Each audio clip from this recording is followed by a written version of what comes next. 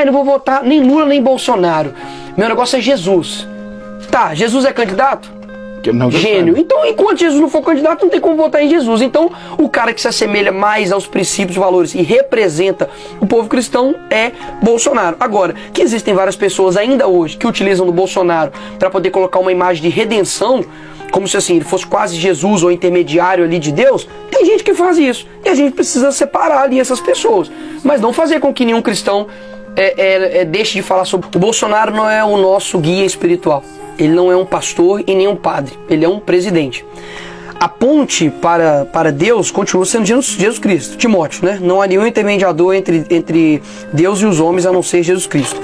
Só que, por que um padeiro não fala só de pão?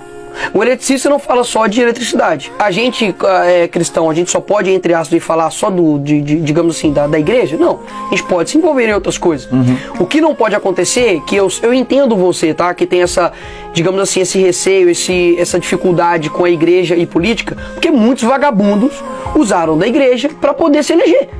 E aí depois chega lá, o cara trai a mulher, o cara é um adulto. Não que o cristão não possa errar, tá? O negócio é você comer... Já se preparou para o adultério, você viu? Não. Não.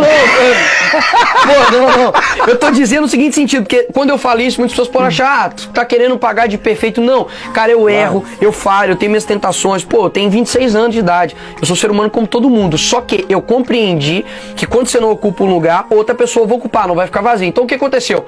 A igreja falou o seguinte, política do capeta. O que o capeta fez? Obrigado. Tomou pra ele.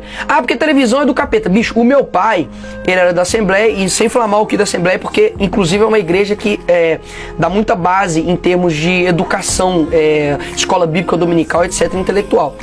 E aí, só que eles tinham alguns dogmas, digamos assim, que pra mim não fazia sentido. Tipo, meu pai não podia jogar bola, porque era a bola do capeta.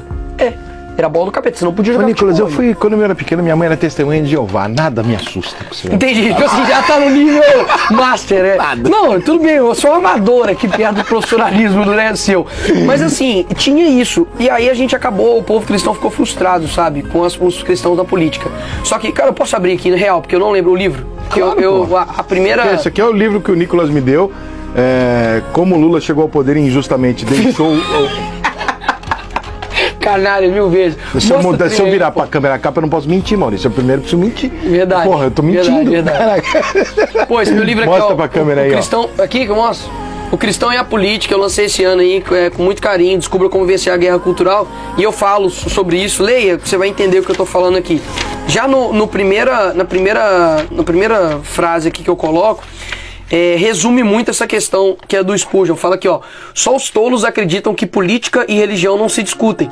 Por isso os ladrões continuam no poder e os falsos profetas continuam a pregar. Então eu acredito que seja isso. O problema não é você se envolver com a política, é você utilizar da política como se aquilo dali fosse algo redentor. O Bolsonaro não tem a condição de redenção. Quem nos redime do pecado é Jesus Cristo, pô.